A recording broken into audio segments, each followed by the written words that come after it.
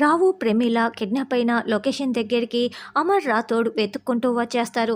అక్కడ రౌడీలు రావు, ప్రమీలకి కాపలాగా ఉంటే ఇక అమర్ వాళ్ళని కుమ్మేస్తూ ఉంటారు. అలా అమర్ రాథోడ్ ఇద్దరు రౌడీలని కుమ్మేసి రావు, ప్రమీల కట్లు విప్పేస్తారు. మా తమ్ముణ్ణి ఆ చిత్ర ఎల్లుండి పెళ్లి చేసుకోబోతోంది.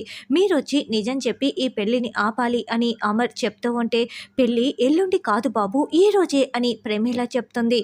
ఏం మాట్లాడుతున్నారు మీరు అని అమర్ అడగటంతో ఇక మనోహరి, చిత్ర ప్లాన్ చేసుకున్నది మొత్తం కూడా రావు, ప్రమీల అమర్కి వివరించేస్తారు. ఎట్టి పరిస్థితుల్లోనూ చిత్ర వినోద్ని పెళ్లి చేసుకోకూడదు. మీరు నాతో పట్టి రండి, ఈ పెళ్లిని ఆపేద్దాం అని అమర్ చెప్పటంతో అలాగే బాబు పద అని రావు, ప్రమీల, రాథోడ్, అమర్ నలుగురు కూడా కారులో బయలుదేరి వస్తూ ఉంటారు. అయితే అమర్ వెంటనే బాగీకి ఫోన్ చేస్తాడు. బాగీ, చిత్ర వినోద్ని ఈ రోజే గుళ్ళో పెళ్లి చేసుకోబోతోందంట. నువ్వు గుళ్ళోనే ఉన్నావని చెప్తున్నావు కదా, ఎట్టి పరిస్థితుల్లోనూ ఈ పెళ్లిని ఆపే తీరాలి. వెళ్ళు బాగీ వెళ్ళు అని అమర్ చెప్పటంతో అలాగేనండి, ఇప్పుడే నేను గుడంతా వెతుకుతాను అని బాగి గుడెంతా పరుగులు పెడుతూ ఈ చిత్ర వినోద్ ఎక్కడా కనిపించట్లేదే అని అనుకుంటూ వెతుకుతూ ఉంటుంది. ఇంకోవైపు చిత్ర పూజారి గారి దగ్గరికి వెళ్తుంది.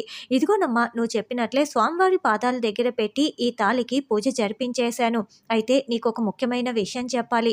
పూజ చేసిన తర్వాత వెంటనే ఈ తాళి నీ మెడలో పడిపోవాలి.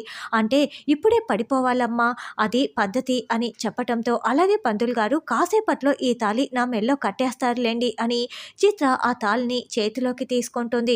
ఇక చిత్ర, వినోద్ ఇద్దరు గుళ్ళోనే నడుస్తూ వెళ్తూ ఉంటే ఇంకోవైపు బాగి వీళ్ళని వెతుక్కుంటూ గుడంతా కూడా తిరుగుతూ ఉంటుంది. అమర్, రావు, ప్రమీల, రాథోడ్ కారులో బయలుదేరి వస్తూ ఉంటారు.